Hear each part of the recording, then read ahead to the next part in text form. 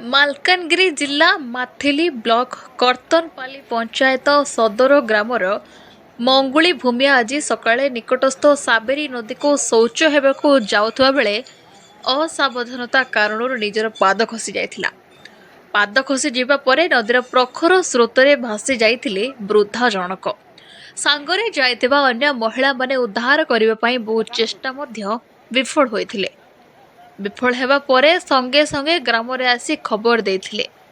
ଖବର ପାଇ ଗ୍ରାମର ଲୋକେମାନେ ନଦୀ ନିକଟରେ ପହଞ୍ଚି ମାଥିଲି ଅଗ୍ନିଶମ ବାହିନୀକୁ ଖବର ଦେଇଥିଲେ।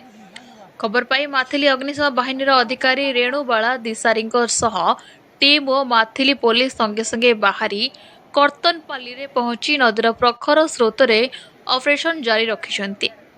କିନ୍ତୁ ଦୀର୍ଘ ଘଣ୍ଟା ଘଣ୍ଟା ଅପରେସନ ଜାରି ରଖିଛନ୍ତି ମାଥିଲି ଅଗ୍ନିଶମ ବାହିନୀର ଯବାନ।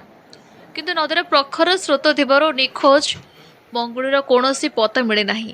ଆଜି ସନ୍ଧ୍ୟା ହେବାରୁ ଆଜି ଅପରେସନ ବନ୍ଦ ରଖାଯାଇଛି। ଆସନ୍ତାକାଲି ସକାଳୁ ପୁଣି ଅପରେସନ ଚାଲୁ ହେବ ବୋଲି ଅଗ୍ନିଶମ ବାହିନୀର ଅଧିକାରୀ ଶ୍ରୀଯୁକ୍ତ ଦିଶାରୀ ଆମକୁ ସୂଚନା ଦେଇଛନ୍ତି।